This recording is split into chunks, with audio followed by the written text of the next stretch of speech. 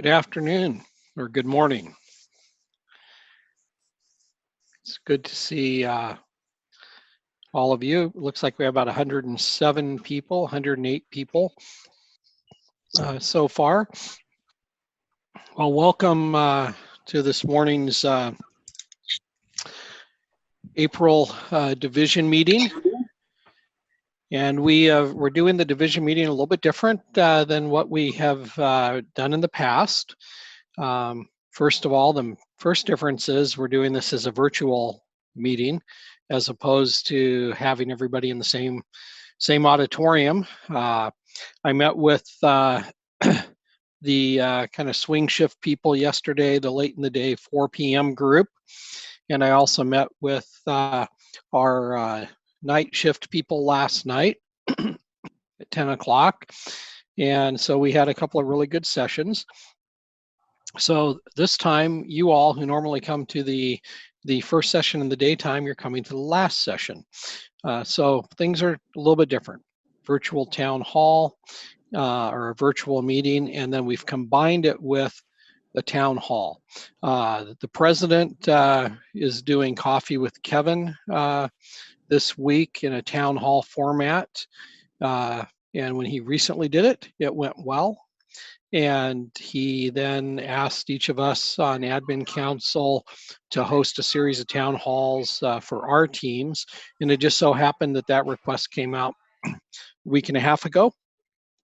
We already had our division meeting set up, so I decided to combine them. So today is going to be a little bit different. We're still going to have question and answers, but hopefully we'll spend a lot more time on question and answers. And unlike the past meetings where we've really stopped to celebrate all of the successes we've had, the new people who are in the division, the changes in the division, we're going to pass on that and wait till we can meet all together as a group as we see when we see the other side of this pandemic. So again, welcome. And let's go to the first slide, please, or the second slide. While this is different, we're going to continue in our tradition of briefly revisiting our cultural roots again, and just highlight that we are an organization and university that's rooted in trust, compassion, stability, and hope. And I think we've really seen the hope piece. I think we've seen the compassion and definitely the trust piece in the last 4 to 6 weeks as we've had to operate in a different environment. And from a stability standpoint, I've seen how, whoops, is my voice not coming through? There was a chat that just asked if everyone could hear me. I can hear you, Glenn. This is Rex. Okay. Hear you? Okay. So it may just be that person. So I can hear you. Okay, and everybody is now learning the chat feature and also responding. So this is cool. So anyway, as I was saying, we've come together as a team in a different way. We've been forced to operate in a different environment, but the stability piece of our culture, we support students, we support faculty, and we support each other. And by all of you doing your jobs in a new environment, in a new way, is really helping to keep stability and bring stability to campus so that students can continue learning, faculty can continue doing their research. Okay. I think somebody might have unmuted. If they could mute back so we don't have the feedback. So again, back to trust, compassion, stability, and hope. One of the other things I wanted to briefly do is share a story that I've heard our provost, Laura Woodworth, and I tell her teams in the last few days. And that's about the fact that our generation, whether you want to talk about Generation X, millennials, baby boomers, when I'm saying our generation, it's our collective collective employee base, we have not gone through a massive global disruption in our lifetime like what we're experiencing right now. And I know that this gives a lot of anxiety to a lot of us. We don't know when it's going to end. We're not sure what's happening tomorrow, what's happening next week, but this is on a global scale. But this isn't new to Americans, to Idahoans, to the human race. From a historical perspective, if you look back to the previous generations and go back to the 1940s with World War II, that generation actually started 10 years before experiencing global disruption with the Great Depression. And it wasn't just a depression in the United States, it was a worldwide depression. They then moved into a period of a world war, and everyone's life was disrupted. You had a very large portion of the male population, working population, fighting a war in Europe and fighting a war in the Pacific. And so home life changed.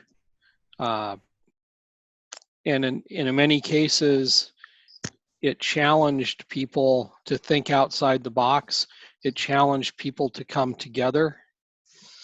And they made it through that. And they made it through. There were tragedies, but there were also triumphs. But at the end, they made it through and the economy rebounded. And life went back to normal. And a generation before that saw the Spanish flu, saw that go worldwide. President Satterley shared with us in one of his videos recently of the history of Idaho State University and how during the time of the Spanish flu, the doors almost closed. During World War II, the doors almost closed, but we reinvented ourselves. And so I'm really proud of the effort you all are putting into working through this new environment and through this period of uncertainty so that we can provide a learning opportunity for our students. Next slide, please.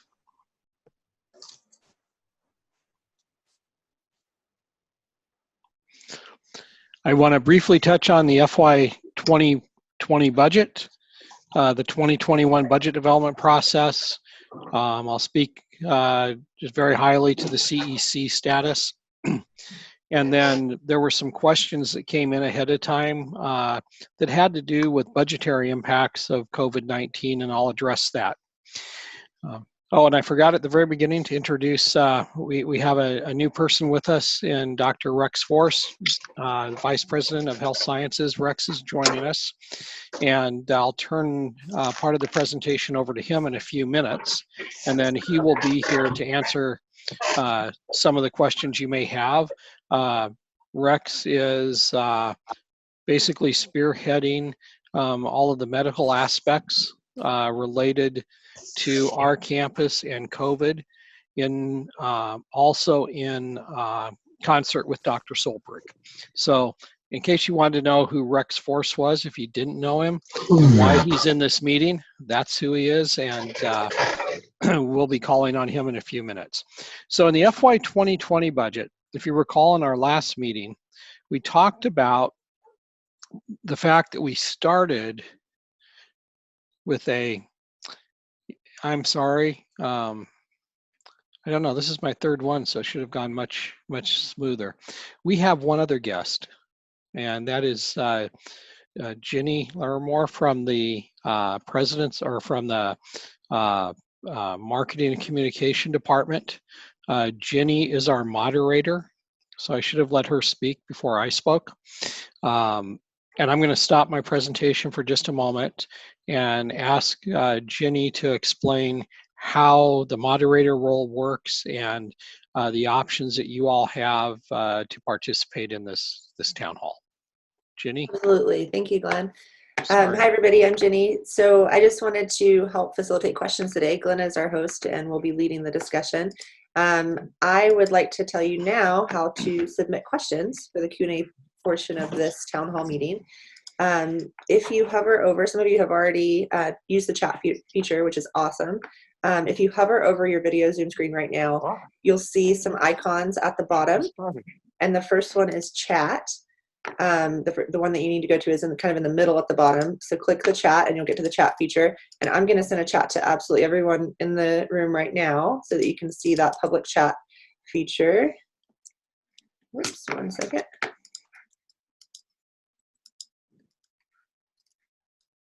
Here we go. Okay, so when you're ready to ask a question, because there are so many of us on here today, if you could please direct it directly to me. You can type to everyone here and I will see it. And if you want to ask anonymously, you can do it straight to me. What you'll do is pull my name down from the drop-down menu, or you can start typing my name, Ginny Larimore, and it will show up in the chat. So once you pull my name from this list, it will say Ginny Larimore and then in parentheses in red, privately. And what that means is that you're just typing to me versus the whole group like you saw in the chat that I just sent and that some of you had sent earlier in the morning. So I also wanted to remind you that this is being recorded because we want to record all of our town hall meetings in case somebody's not able to attend. And they will also be published on isu.edu/townhall. I'll share that link right now.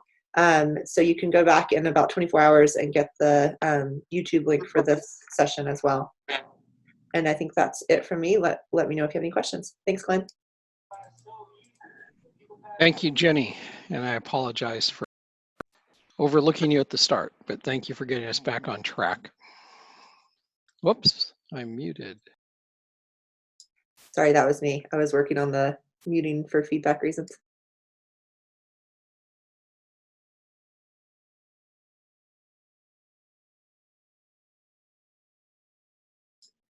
Now we're both muted, Glenn. Glenn, can you unmute? I'm not going to touch your mute. Okay, am I good? Yeah, you're good. Thank you. Okay, thanks, Jenny. So we're not going to go into a lot of detail on the budget. We talked about it in January, but just a real quick high-level overview. Recall that we went into this year planning for a $6 or $6.5 million deficit, which meant that we were going to have more expenses than revenues coming in.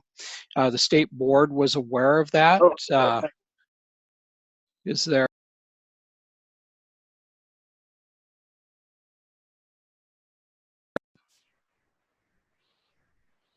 Okay, am I unmuted again? Yes. Okay, and yeah, so is everybody else muted? Because I think we keep hearing feedback. Okay. All right, so we started the year with a planned deficit of around $6 or $6.5 million. We talked about the fall enrollments and subsequent spring enrollments were about $3.5 million less in tuition revenue than we had planned. And the governor asked us to give 1% of our state appropriation back. So that moved us into a $9 or $10 million potential deficit for the year. As we looked at expenses and people were very judicious about what they were spending during the year, knowing that we were trying to not exceed that $6 million. We believed we could get the budget back down to maybe a $7 million $7 or $8 million range of a deficit. This was all pre-COVID, and it was part of a longer-term plan where I have said in the past that hopefully over a 3-year period, 2 or 3 year period, we would be able to erase our structural deficit and be at a break-even point through growing our enrollments. Well, things have changed, and when we went into the legislative session as we moved into 2021. The governor proposed to the legislature and they approved, and he signed into law a 2% reduction for us.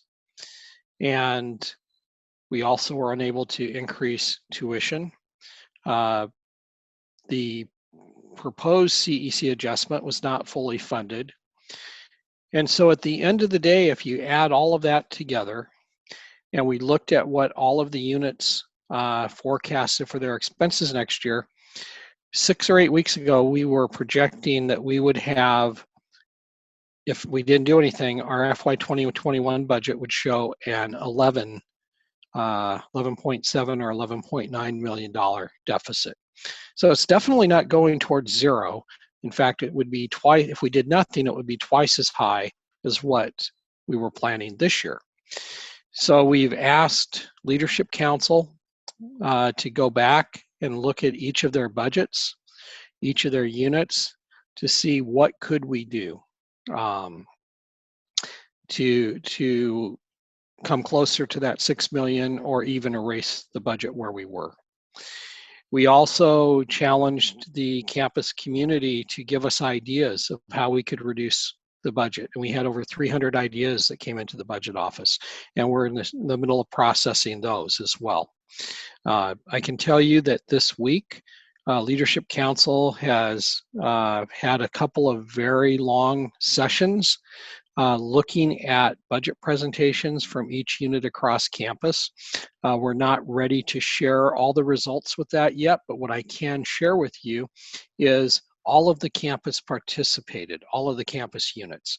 It's not just we in business affairs or we in student affairs are giving up dollars and the academic affairs is not, or it's not just the academic affairs area that's adjusting. I've been really impressed in the budget hearings that it's been an across the board participation. But having said that, we still haven't dealt with COVID and we still haven't finalized the budget. Leadership Council is meeting tomorrow to deliberate on what they will propose to Admin Council for our budget for next year based on these presentations from this week. I'm very hopeful that it'll go a long way towards reducing our deficit, but we now have a new challenge. And that new challenge is related to COVID-19. We don't know what our fall enrollments are going to be. People around the country are talking about maybe a 5% or 20% decline in enrollments. Although yesterday we heard a report that our admissions for the fall are 140% of what they were this year or at this time last year. So that's a harbinger of good news, but we also know that not all admits end up enrolling. And many of these admissions took place before the pandemic outbreak. We also know that we've lost revenue in canceling events like Chrome at the Dome. I believe the Monster Truck Show was also canceled. Those bring in significant revenues to campus. And then we've had additional expenses that we've had to incur during this time. And then on top of that, if that isn't enough, there's an impact of all the businesses across the state being closed. And that one of those, there are many impacts. One of those impacts are the tax collections for the state of Idaho. And if the state of Idaho doesn't bring in the amount of money that they're planning to bring in, they don't have money to invest in all the essential services and business services for the state or the advancing the mission of providing services to the state, of which we are one.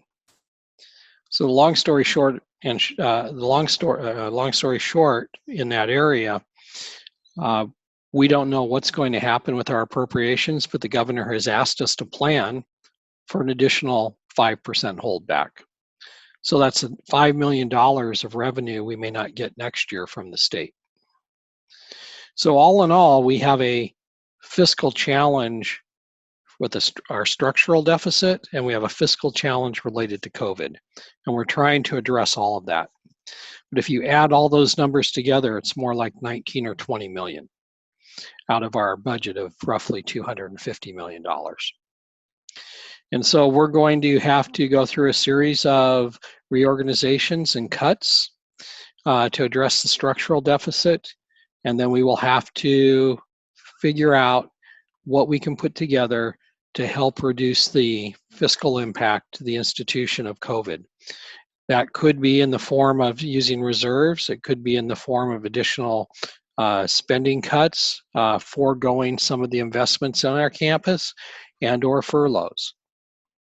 But none of that has been decided yet. We're in process working with Leadership Council and Admin Council to get there.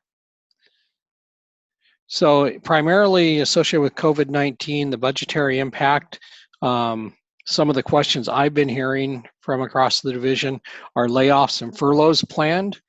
And at this point in time, I can say there is not a furlough plan. However, we know that Boise State has announced a furlough plan. We know the other institutions are looking at a furlough plan. And President Satterlee had asked me to prepare some numbers for him. And we will be continuing to discuss furloughs as one of the options or one of the levers to resolve the budget deficit going forward. But at this point in time, there is no plan. So there's not a lot of information I can give you as to how one would look because we don't have one. In terms of layoffs, there's not a plan for any full-scale layoffs. However, knowing that we have to cut 5% of our budget and roughly 75 to 80% of our costs are personnel costs, as units are looking at ways to increase efficiencies, it is going to result in fewer positions next year than this year. Hopefully, we'll be able to address many of those through giving up vacant lines and just re-engineering the work that we do or how we do the work. We've received a question about will parking passes be reimbursed during stay at home. At this point in time, a decision has not been made to reimburse parking passes. During this time period, campus is still open while buildings are closed to the general public. We have a number of employees who are essential personnel and required to come to campus. We have a number of faculty members who need to come to campus for high-speed internet access to teach their courses, and they teach them from their office. I've also heard, will there be hazard pay for essential personnel? And at this point in time, we have not explored a mechanism for that. However, we have guidelines for safe distancing and how to stay safe if you are working on campus. And finally, what are enrollment projections looking like? I briefly touched on that when I talked about the number of admissions, but in terms of enrollments, we just don't know at this point in time. Next slide, please.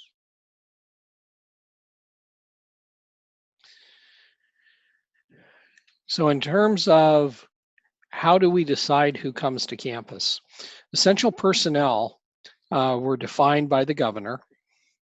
And again, our campus is not closed. So we still need to maintain the campus. And we need to make sure that the campus is safe for people who are here. And so that's why our public safety personnel are working. Most of our facilities people are working on campus. And while we've been able to find ways for the IT personnel to work remotely, most of them.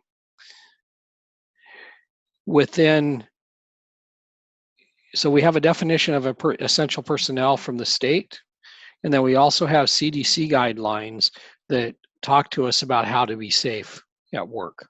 So I'm going to turn this part of the presentation over to Rex, and then we'll open it up to questions when he's done. Thanks, Glenn. Hi, everybody. Happy Thursday. My name is Rex Force. I'm Vice President for Health Sciences, as Glenn said. And I have been working with our medical team and our emergency management team, and also sort of acting as a liaison with our district health department to make sure that we're helping to implement the right kinds of guidelines and related to both social distancing, personal protective equipment, and just general operations of the campus. We do and are currently working under a situation where social distancing and cloth masks are recommended. The governor's having a press conference, I think, right as we speak, basically charting out opening Idaho back up for business and how that will occur. I will tell you that opening Idaho and opening Idaho State University is going to occur over a much slower time period than we probably closed it down. Obviously, we had to make very rapid changes to our operational structure within the university. And because of the nature of this illness, it will be slower as we open up. And in fact, we just had a meeting with a group of folks to begin talking about how the university would open up. Even if the governor relaxes some of the stay-at-home order on May 1st or April 30th, it doesn't mean that we'll be back to business overnight. In fact, I can tell you with certainty we will not be. In fact, the university is going to be teaching online for most of summer session, for example. But it is important to recognize sort of where we are with the illness. In terms of I guess the general health update, Idaho is reporting about 54 deaths due to COVID. I think it was about 1,600 or 1,700 cases, positive cases reported. The way the numbers are being reported, this illness is fatal in 1 in 33 people that get it. So it is a much more severe illness than influenza, for example, much more severe than many other viral illnesses that we have dealt with in our lifetime, particularly with the protection of childhood vaccines and things like that. In Bannock County and in Southeast Idaho, our health district is 8 counties in Southeast Idaho. We have largely been spared most of the major adverse consequences of COVID, other than the economic ones. And obviously everyone is feeling that. We've had, I think, the latest number is 8 cases in Bannock County, a few more of that in our overall health district, and no fatalities in our health district up to date. Part of getting back to work is going to be our ability to do proper testing in a timely manner and be able to then do what's called contact tracing. That is, follow up on every positive case and look at the contacts that person has been associated with and isolate those people. That will be absolutely critical for us to be able to reopen the university and our larger community. Local testing is ramping up. And in fact, just this morning, we have a mobile testing site at Dyer Hall in Pocatello for just what I've talked about. That is identifying positive people and being able to track their contacts and isolate those folks so that they are not spreading illness within the community. So local testing, the capacity of our hospitals, the capacity of public health to be able to follow up on things are critical for us to be able to move forward and open up the university and other businesses. So what are the plans for returning to ISU? I would imagine that we're going to be on some sort of reduced workforce, some sort of limitations to our status well into the middle of summer, that this will take some time to reopen up, that we will have to make special accommodations for certain people, that is, people with significant risk factors for severe illness, those people that are elderly, that have other health conditions like lung or heart disease, chronic kidney disease. Obesity also seems to be a risk factor for more severe illness. So we're going to have to plan as we open the campus to be able to make accommodations for folks that are at high risk for severe illness, should we have a surge or a bloom of illness with reopening other aspects of our society. So widespread testing will become more likely and more available. We're feeling comfortable with that. In fact, we have drive-up testing available right on campus for our Pocatello community. The health department will work very hard, as I've said, to isolate new positives and to investigate the contacts of those positives, not only who they might be affecting, but who they were infected by. And that will be what helps to limit the outbreak in communities all over the country, but Pocatello in particular. I don't know, are there more talking points? I think that Glenn has talked about essential staff. We are still recommending social distancing. The CDC is recommending cloth masks for people out in public. And so, for example, I have my mask here. Glenn has done some of his briefs, or at least a few minutes of his briefs and town hall meetings with his mask on. It is important that we have those available for people and that you utilize those, particularly if you're going to be interacting with the public or interacting with larger numbers of people. I can see Glenn putting his mask on there. If you're going to be interacting with numbers of people where we can't maintain the right kind of social distancing, and typically that's about 6 feet in between people under the present conditions. Public safety officers and those who might come in contact with suspected COVID individuals should be wearing an even more high efficiency mask called an N95, goggles and gowns. This is what first responders and people in the hospital will wear.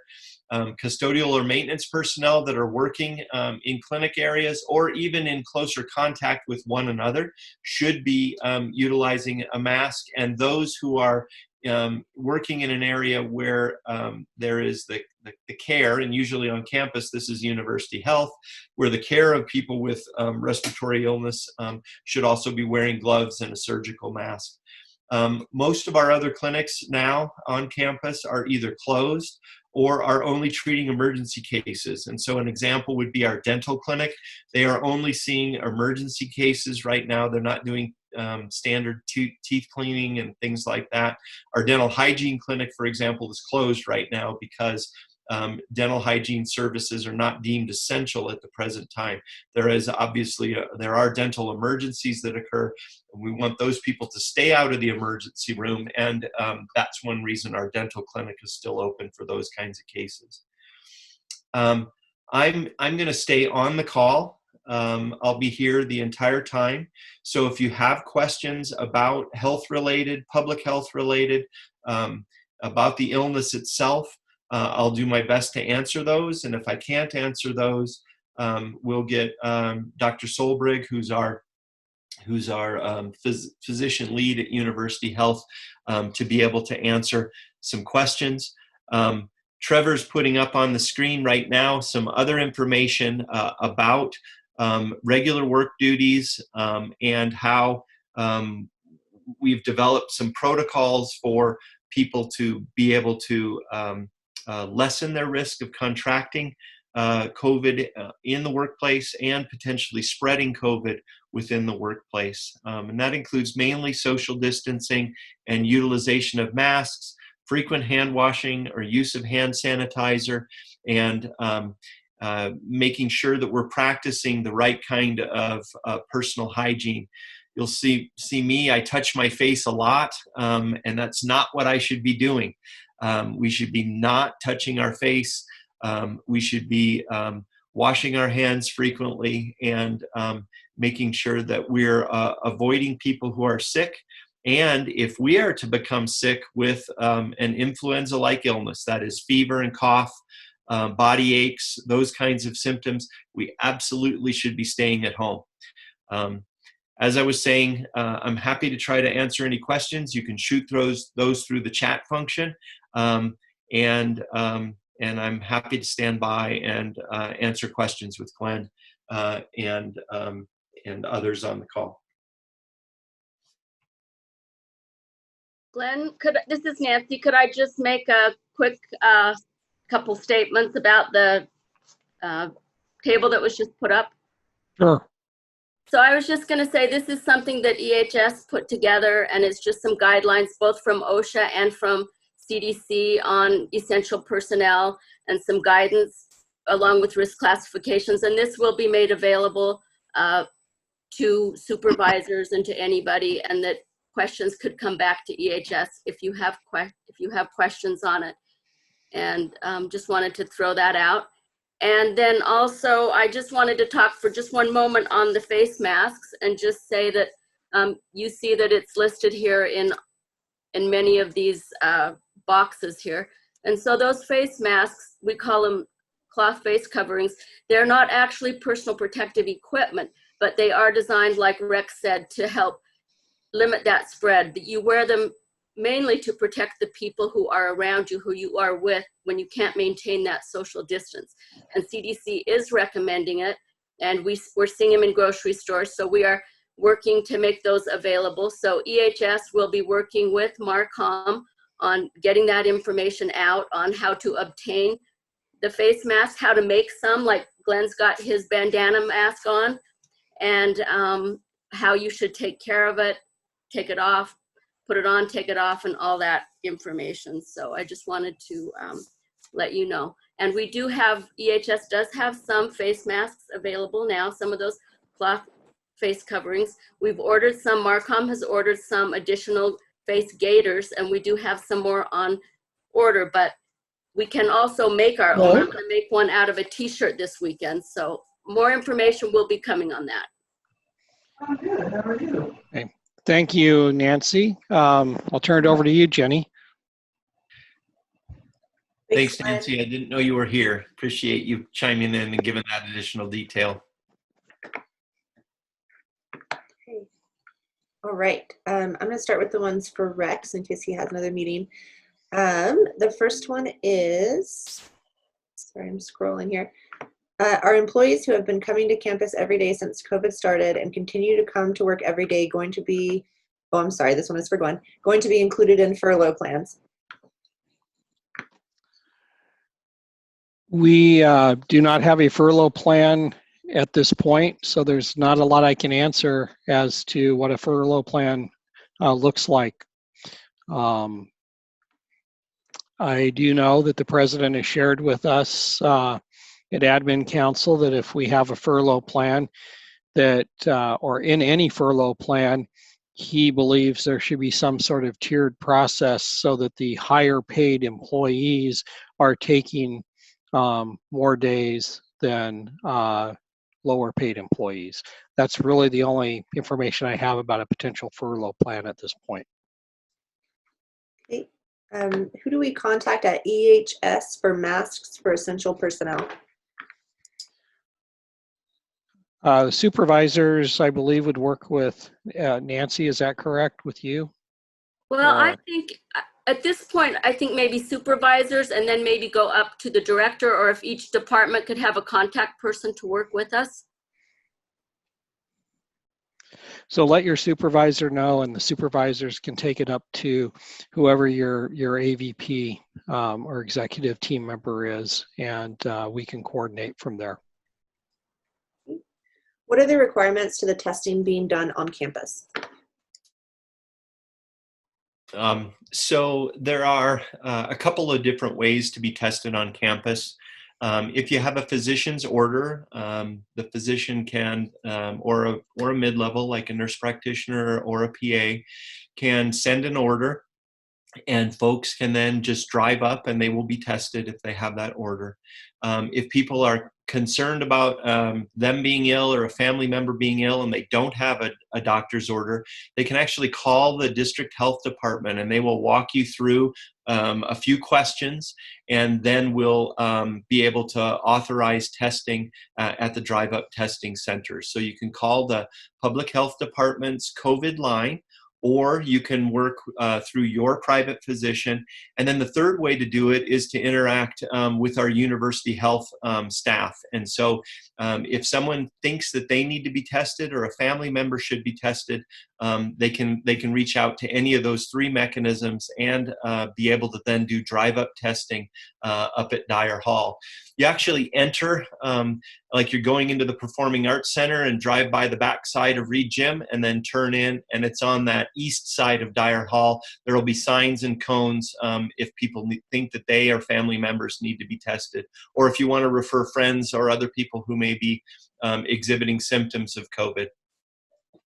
Follow-up question, Rex. Is it possible to get tested to see if you already have had COVID-19 potentially? So there are tests for that. Those are called antibody tests. And those antibodies, there are really two types of antibodies. One that develops very quickly right with the acute illness, and one that develops longer sort of during the convalescent period, and really is probably the most important one for protecting people long term. And so there are some testing sites that are ramping up to be able to check if people have been infected with COVID.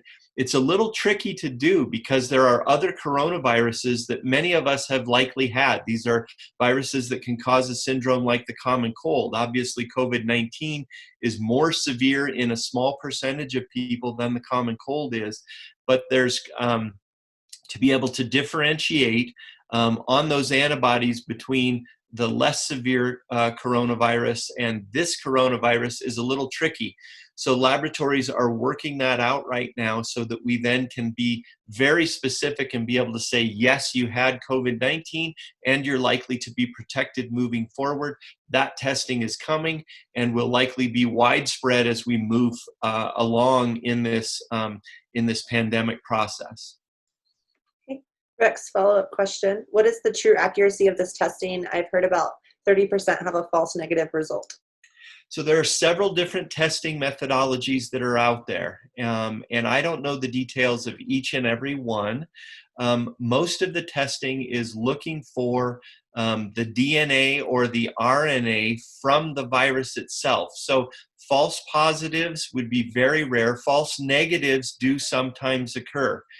I don't know about a 30% false negative rate, but my guess is that depending on the quality of the sample that's obtained, and they have to stick a swab up your nose and swab the back of the throat, it is possible to sort of miss the virus and then it be a false negative. False positives, where we're saying somebody has the illness and they really don't, those would be extremely rare with this kind of testing, but they might miss a few. I don't know those numbers specifically for all the different types of tests because different companies have developed different testing methodologies and those vary a little bit in their accuracy. Rex, once you get COVID-19, can you get it again? That's not entirely clear. And many people have probably heard some of the media reports where people have been positive and then negative and tested positive again. That may be related to the testing, like I was just talking about. We just missed it in somebody. And it's not clear how long our own immunity will persist with this particular strain of virus. So some of this is unknown at the present time. For the most part, if people have a true COVID-19 infection, there should be some level of protection afforded to them for the foreseeable future, for weeks and months. It's not to say that our immunity won't wane over time, and that's why a vaccine will be very important, right? With influenza, we have new strains of flu that can appear each year, and our immunity to influenza wanes. That's why we have a new flu shot every year. COVID could be similar to that, and why developing a vaccine will be very important. And it may be one of those illnesses that we need an annual booster like influenza to make sure that we're protected. But some of that is still unknown at this point. Next question, should managers enforce wearing cloth face masks? So Glenn, you can chime in too. I have an opinion on that as well. I mean, we have guidelines. Nancy, please chime in too. We have guidelines with the CDC, and if people are going to be out in public, or if you're working in an environment where you're encountering people, particularly in an enclosed office space or an enclosed building where there's not a lot of air circulation, and you may be coming within 6 feet of people, you should be wearing facial protection. Nancy, I don't know if you want to add to that. Well, I would just say that it is a recommendation at this point. It would be an HR issue if an individual supervisor is going to enforce it. But I think part of it is kind of a peer expectation. I had a staff member come in the other day, and he walked in with his face mask on, his own face mask on, his face covering, and that caused me to put mine on right away. So I think there's some help doing that. And if you are a supervisor, if you wear your face mask and you make it a point to kind of make sure people are doing that social distancing, it will go a long way. And even as all of us role model that, but I would let Glenn maybe say if we're going to make it a requirement and if supervisors can actually require it. Brian, do you want to chime in?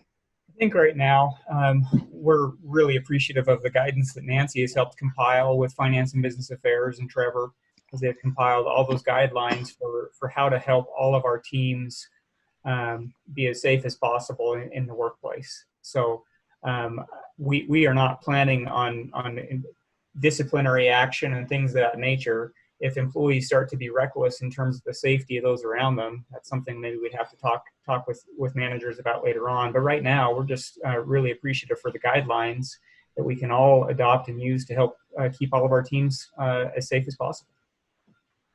I think the thing to think about everything that we're going through here is that we're hoping this is short-term pain for long-term gain. We do not want to see the kinds of cases that we're seeing in other places in the country. We don't want to see this virus get into a nursing home or a dorm at the university. And we've worked very, very hard to try to make sure that that doesn't happen. Knock on wood. We've been successful. There have been cases in the dorms at both Boise State and University of Idaho with spread to other individuals in those dorms. And we haven't had that, partly because we've worked very hard to try to isolate people and create a situation where spread is unlikely. That being said, it takes everybody working together to do this. And we know that it's an impact on our lives. We know that it's an impact on our liberties. But as far as I'm concerned, and that's one reason I really like to have my American flag mask, being patriotic is looking out for others as well as protecting our own individual liberties. And we're all in this together. And that's one reason that I think that it's important for us to follow those guidelines and protect not only ourselves, but those we're working with. So I'd just like to say that the face masks, we're calling them face coverings because they're not really, they're a cloth face covering, but they just go along with those ideas of how we're going to crush that curve, how we're going to lower that transmission rate, the social distancing, the hand washing, the not touching your eyes and whatnot.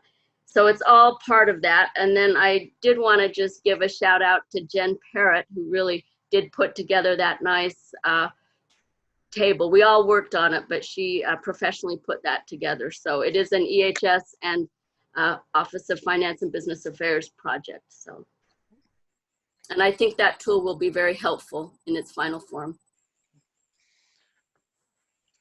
Great. Rex, another question for you. I'm hearing some universities trying to reopen have started checking temperatures. Do you see us going to this? So that is something that has been done in certain situations. And in fact, it's even been done here on our campus where we've had very, very specific situations where we wanted to make sure that people coming into a lab or a classroom or other setting, and it was absolutely essential that they be there, and that there was some risk to interacting with others, that we sort of screened them for illness. And so taking body temperature, and they have those quick thermometers that basically you can just touch to somebody's forehead and determine whether or not they have a fever or not, has been done. I don't know that that will be part of our widespread implementation. We may have, as we reopen, we may have certain situations where we want to screen people for that. Obviously, if people are feeling feverish, if they have a febrile, that's with a fever, illness in their family, we should absolutely be staying away from other people, staying away from going out in public and coming into work. So you're right. Those have been done in certain situations where there's absolutely essential work going on, and they want to screen those people before they come to work.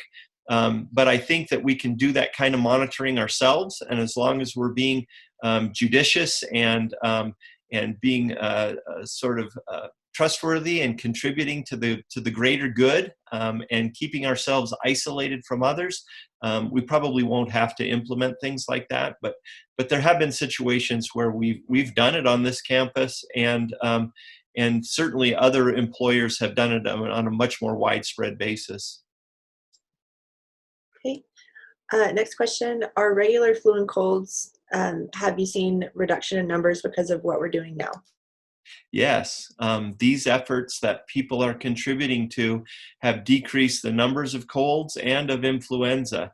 Dr. Solbrig was commenting to me about that just the other day, that he's seeing fewer cases. Now, obviously, there are fewer students on campus too, but when we just look at the overall illness in the community, these kinds of measures, the frequent hand washing, the social distancing, they're going to affect the transmission of other viruses. And we have, in fact, seen that anecdotally.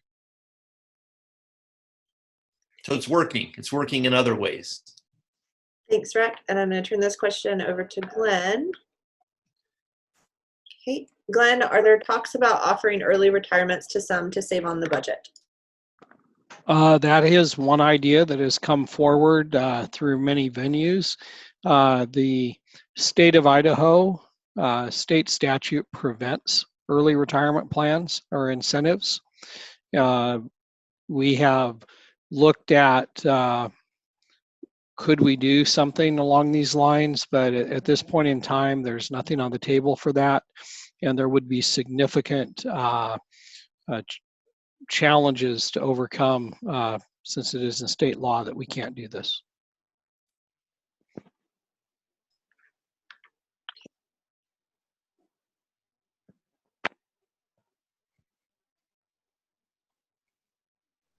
Is overtime still allowed? How about on call?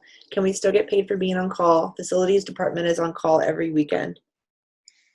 Brian, can you answer that?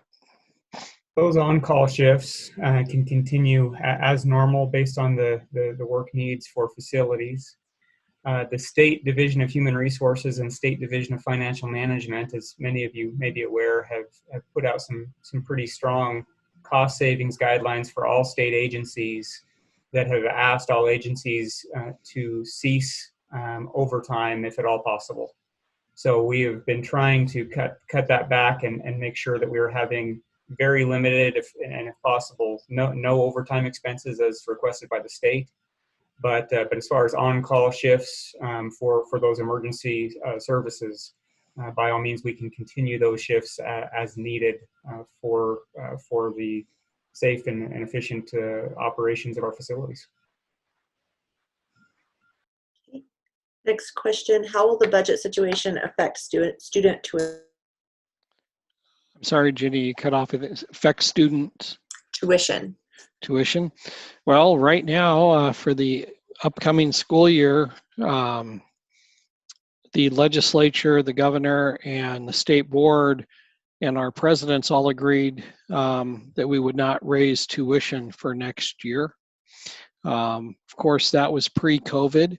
I've heard nothing to point us to increasing tuition next year in response at this point in time. I don't believe that's on the table, or at least to my knowledge, it's not. Certainly, it could impact tuition in future years if this turned into a new normal. But at this point in time, tuition is for next year is what it was reported as. Okay. Another question for Glenn. Does ISU have an endowment fund or just reserves? Can an endowment fund be started as a part of this budget adjustment? We do have a foundation, and that foundation has a sizable amount of assets that they manage. Many of those gifts are restricted. They're restricted to how we can spend them, how many dollars we can take out of the foundation at any point in time, out of any specific gift. But I don't think we would necessarily go to the foundation looking for additional support. We would primarily be focused on what could we do on campus and what could we do with our reserves. Okay, I think those are all the questions that I have right now. Okay, Wait. well, We just got one more if you have time. yeah. Okay, even though I do not have health insurance through ISU, it is through my spouse, ISU still pays into it, as is reflected on my fringe. Why is this, and could it be changed to save the university money? That's a good question, but let me talk a little bit about how fringe is calculated. We look at what the total cost of providing insurance is for all of our employees to come up with a rate. So we don't know at any given time how many employees are going to be covered under another insurance plan and not take the insurance. So we simply look at what is the cost to administer our insurance plans. We look at what our payroll expenditures are, and then we calculate a percentage of payroll expenditures that would need to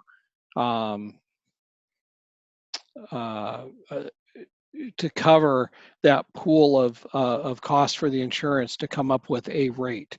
So that's why you see that fringe rate being charged on your pay stub for the employer portion. Great idea. I wish we could do it, but if we eliminated the charge to a given employee to a department, that would increase the cost to all other all other departments on campus to pick up that piece.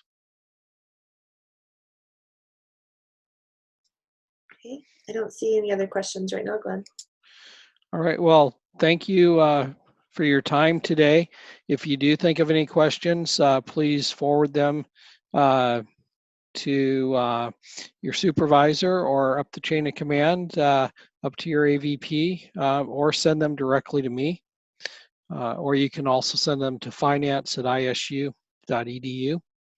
And I want to especially thank Jenny. She's had to sit through 3 of these for our division and probably 7 or 8 others, if not more, across the university. She did a great job of moderating, Jenny. And Rex, thank you for joining us as well. So everybody have a good day and be safe.